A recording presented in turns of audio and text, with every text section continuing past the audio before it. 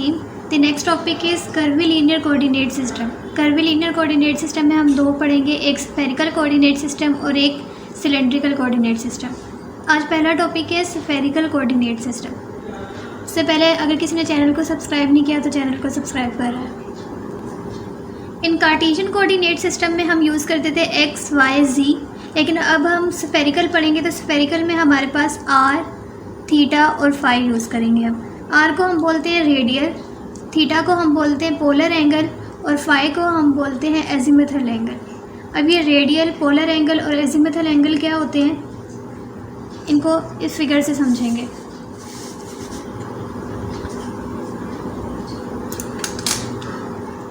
अगर मैं इस फिगर पे यहाँ पे एक पोजीशन वेक्टर ड्रॉ करूँ, पॉइंट पी पे मैंने एक पोजीशन वेक्टर बनाया है। इस पोजीशन वेक्टर को मैंने नाम दिया है आर। ये पोजीशन वेक्टर मेरे पास क्या होगा, radial. It is the distance from origin the magnitude of position vector, तो ये मेरे पास होगा रेडियल। अब पोलर एंगल क्या होगा, और ये पोजीशन वेक्टर जो इस जेड एक्सिस के साथ, ये पोजीशन वेक्टर जो इस जेड एक्सिस के साथ एंगल बनाएगा, उस एंगल को मैं बोलूँगी polar angle.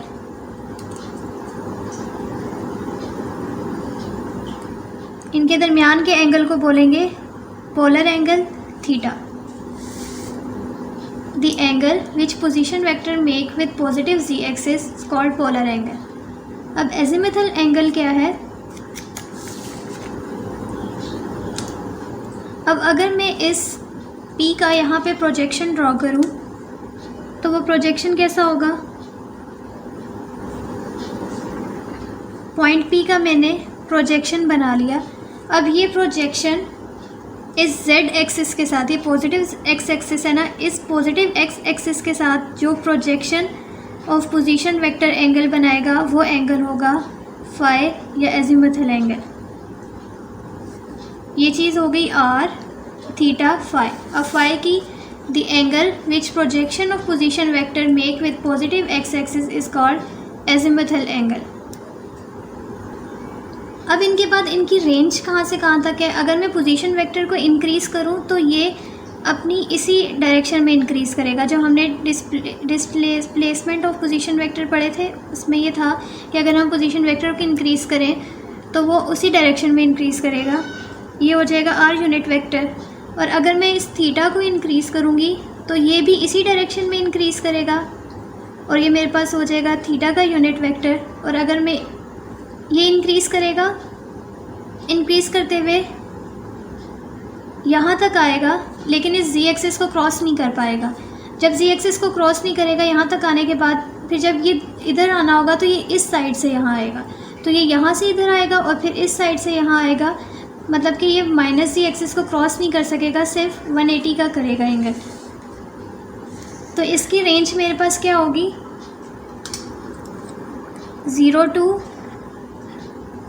0 to pi, because it never cross minus z axis. और रेडियल की क्या है, 0 to r। हम इसे कहीं भी इंक्रीज़ कर सकते हैं। अब एजीमुथल एंगल की देखेंगे। एजीमुथल एंगल जो है ये यहाँ से इंक्रीज़ होगा और ये इस डायरेक्शन में इंक्रीज़ होगा, तो ये इसका यूनिट वेक्टर हो गया।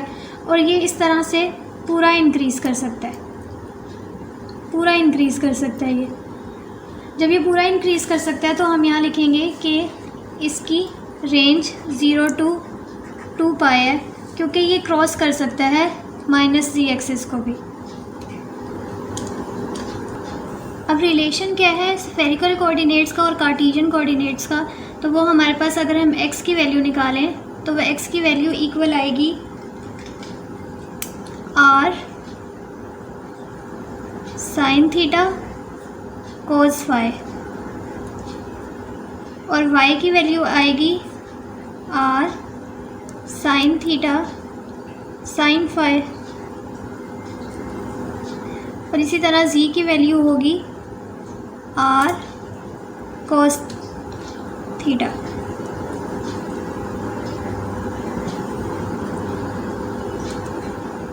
अब मैं इसको फिगर में कैसे बना सकती हूँ।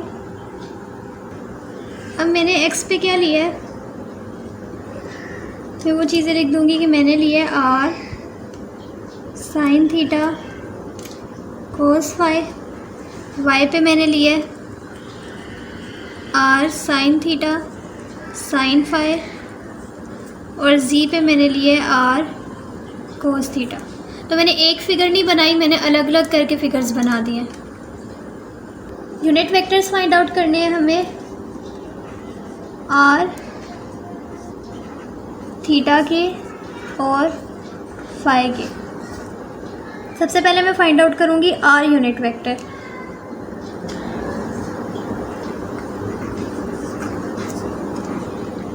Are unit vector find out करूँगी।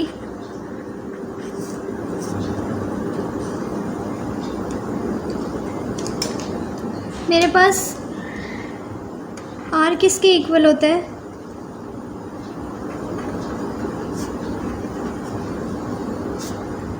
आर इक्वल होता था x unit vector plus y unit vector plus z unit vector. अब मुझे x की वैल्यूज़ पता है क्योंकि हमने अभी रिलेशन निकाला है इनका।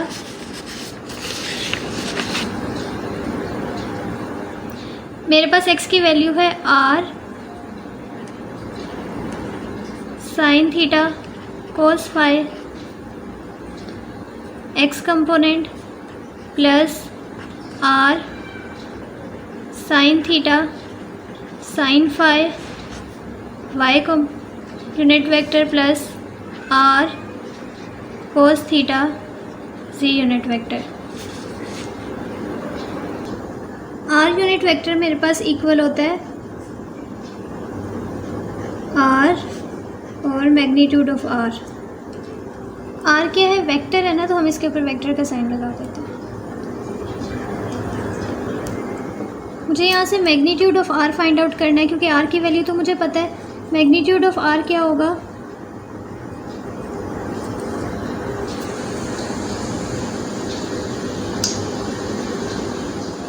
Are square sine square theta cos square phi plus r square sine square theta sine square phi. Y का स्क्वायर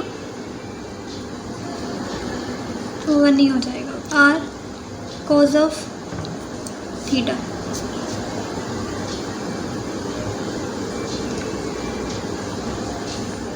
अब यहाँ से देखो कॉस स्क्वायर थीटा और साइन स्क्वायर थीटा 1 हो जाएगा। अगर मैं इन दोनों को क्या ले लूँ, कॉमन ले लूँ, तो ये चीज़ें 1 हो जाएंगी। पीछे रह जाएगा r square sine square theta plus r square cos square theta. ये भी क्या हो जाएगा 1 और आर स्क्वायर रह जाएगा।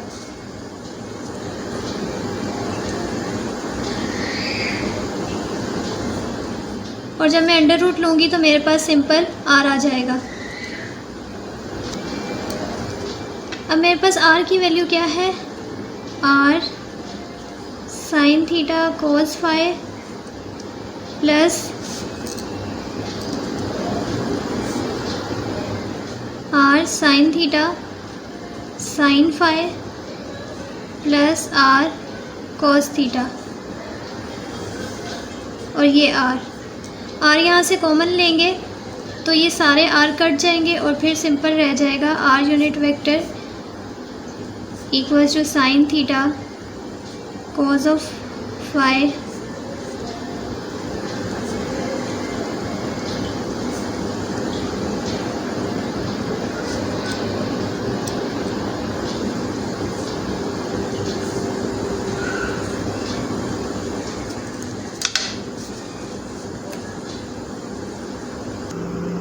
अब मुझे theta unit vector find out करना है। थीटा यूनिट वेक्टर का फॉर्मूला होगा partial derivative of r unit vector with respect to theta over magnitude of, जिस चीज़ का डेरिवेटिव लेंगे उसी का मैग्नीट्यूड। सबसे पहले हमें क्या लेना होगा, ये जो r यूनिट वेक्टर आया है इसका with respect to theta derivative. तो partial r unit vector by partial theta equal हो जाएगा, थीटा की रिस्पेक्ट से इसका डेरिवेटिव लेंगे तो ये इक्वल हो जाएगा साइन का डेरिवेटिव कोस ऑफ फाई, साथ ऐसे ही प्लस r साइन थीटा है, इसका डेरिवेटिव लेंगे तो minus cos theta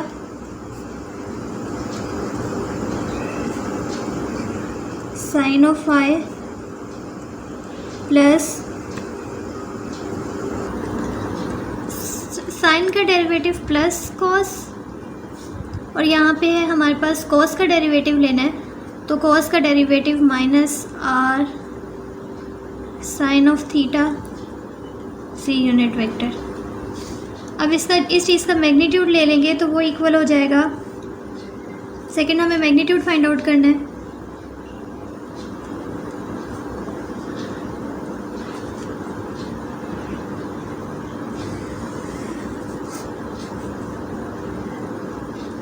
cos square theta cos square phi plus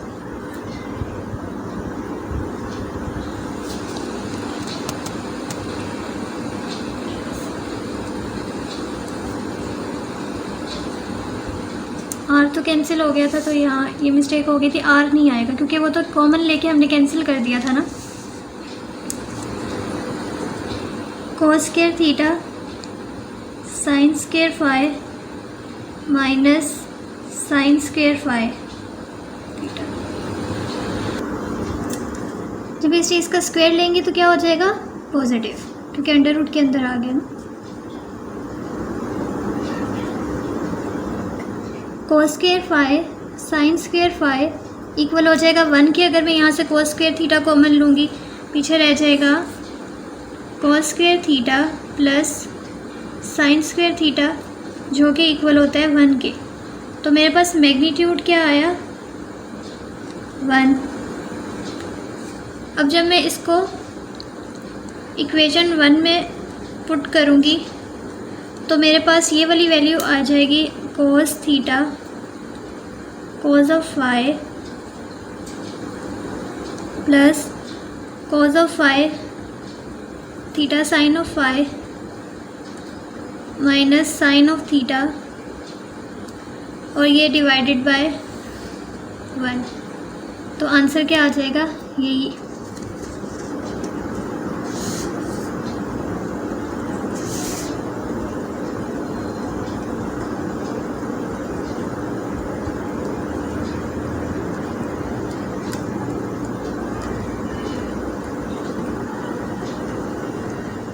ये थीटा यूनिट वेक्टर निकाल लिया, अब फाई का यूनिट वेक्टर निकालना है। अगर मैं यहाँ पे फिगर बनाऊँ इसकी तो मेरे पास यहाँ पे एक पोजीशन वेक्टर था P, पोजीशन वेक्टर जो z एक्सिस के साथ बनाता था वो था थीटा, और इसका प्रोजेक्शन था P, और ये बना रहा था फाई। अब अगर मैं फाई को इंक्रीज़ करूँगी तो वह इस डायरेक्शन में इंक्रीज़ होगा, और यहाँ पे आ जाएगा phi plus theta, sorry theta को इंक्रीज़ करूँगी तो इस डायरेक्शन में होगा, और थीटा प्लस डी थीटा। तो इसका यूनिट किधर है, इस डायरेक्शन में।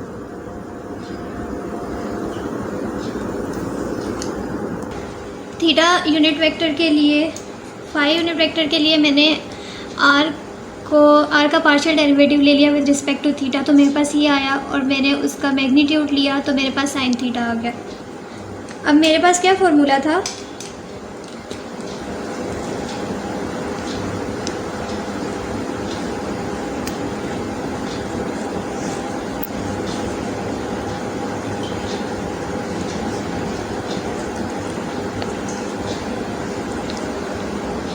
इसमें मैं वैल्यूज़ डालूँगी।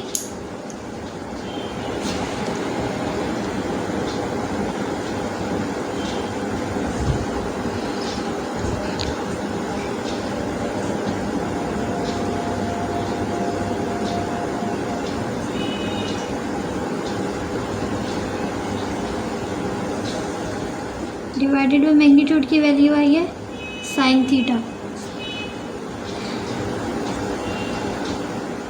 यहाँ से मैं साइन थीटा को कॉमन लूँ तो मेरे पास ये कट जाएगा और पीछे रह जाएगा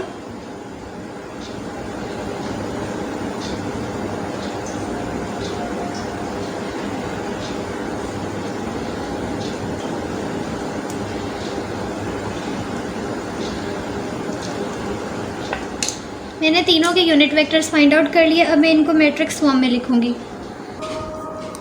मैंने तीनों यूनिट वेक्टर्स को लिख लिया। उसके बाद हम पढ़ेंगे लेंथ एलिमेंट। लेंथ एलिमेंट क्या है कि हम अगर पोजीशन वेक्टर है उसको थोड़ा सा इंक्रीज़ करें तो वो किस तरह से इंक्रीज़ होगा। अगर मैं इस पोजीशन वेक्टर को इंक्रीज़ करूँगी तो वो इस डायरेक्शन में इंक्रीज़ करेगा, इस डायरेक्शन में dr होगा। और अगर मैं थीटा क्या था, इस तरह से पोजीशन वेक्टर है ये, ठीक है। ये पोजीशन वेक्टर जो एंगल बना रहा है वो थीटा था। अगर मैं थीटा को इंक्रीज़ करूँ तो वो इस डायरेक्शन में इंक्रीज़ हो रहा था।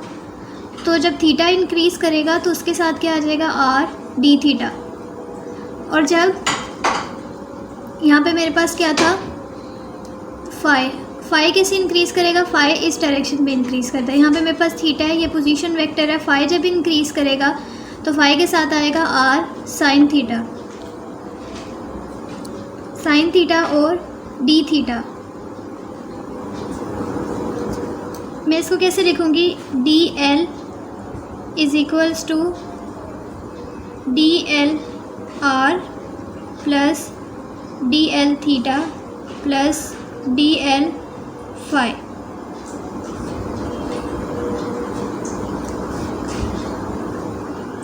dl r किसके इक्वल है, मेरे पास dr r unit vector.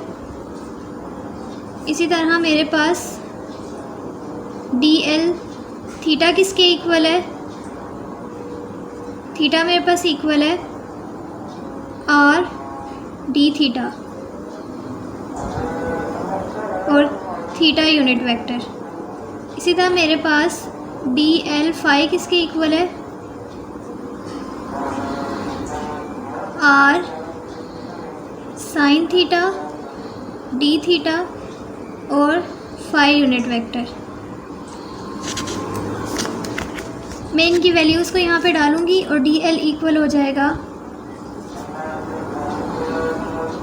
dr r unit vector plus r d theta theta unit vector plus r sine theta d theta phi unit vector. ये मेरे पास आ गया लेंथ एलिमेंट। नेक्स्ट है मेरे पास सरफेस एलिमेंट। सरफेस एलिमेंट में dA1 में कैसे निकालूंगी, अगर मैं यहाँ पे r यूनिट वेक्टर लिख रही हूँ तो मेरे पास यहाँ क्या आएगा, d थीटा d फाई। तो जब मैं इसको लिखूँगी dA1 इज़ इक्वल्स टू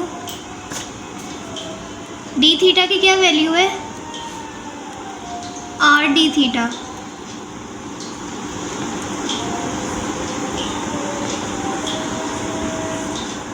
और d फाई की वैल्यू क्या है, r sine theta d theta, साथ में r यूनिट वेक्टर। ये इक्वल हो जाएगा r square sine theta d theta.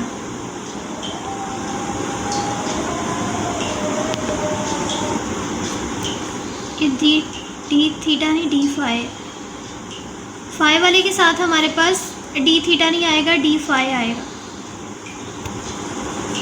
बस फाई की मिस्टेक थी। तो यहाँ पर भी क्या हो जाएगा, डी फाई और ये भी डी थीटा डी फाई। अब मुझे निकालना है dA2। dA2 किसके इक्वल होगा, अगर मैं यहाँ पे थीटा यूनिट वेक्टर लिख रही हूँ तो यहाँ पे d r d phi, d r की वैल्यू क्या थी, आर डी थीटा, और डी फाई की वैल्यू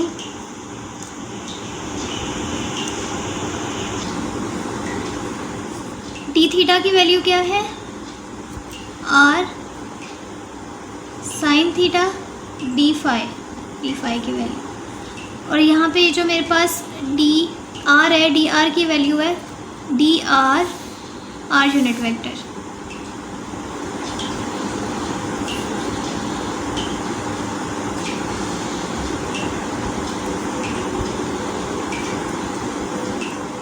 मेरे पास इसकी वैल्यू क्या आ जाएगी, r sine theta d r और डी फाई, साथ में थीटा यूनिट वेक्टर। निकाला है DA3,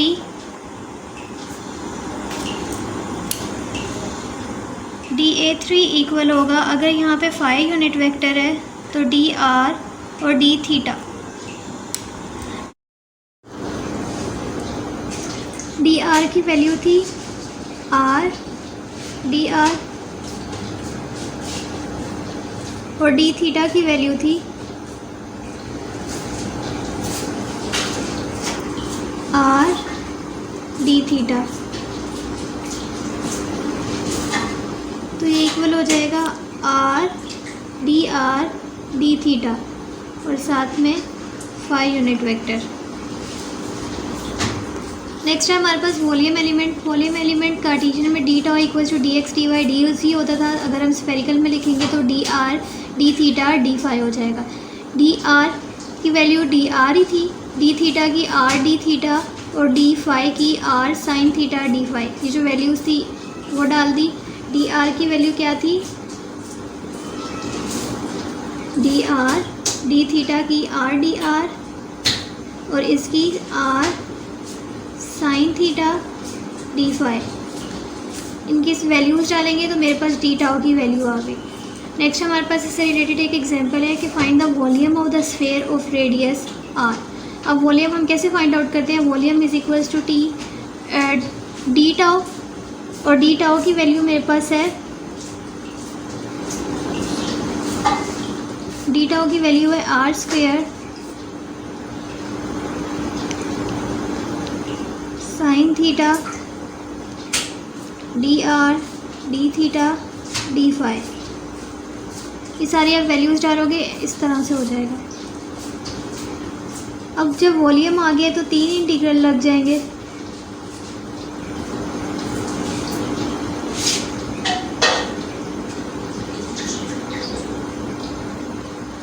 आर की लिमिट क्या होती है, 0 टू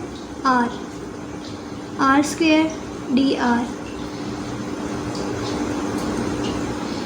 थीटा की लिमिट है 0 टू पाई डी थीटा और 0 टू 2 पाई है फाई की limit D phi.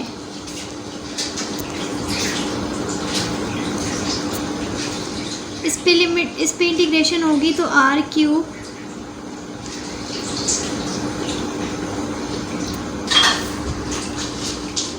D theta के साथ साइन थीटा था ना, यहाँ पे साइन थीटा भी आएगा। अब जब मैं इस पे लिमिट लगाऊंगी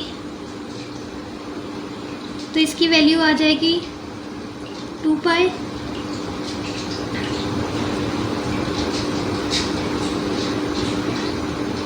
टू वैल्यू आएगी और इस पे लिमिट लगेगी तो हो जाएगा 2 पाई माइनस लोअर लिमिट 0 तो 0 हो जाएगा, 2 माइनस 2 पाई,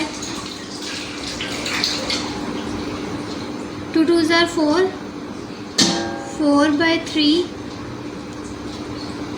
पाई आर क्यूब। ये हमारे पास आ गया volume of. I hope you understand this lecture. Thank you so much for watching. अल्लाह हाफिज़।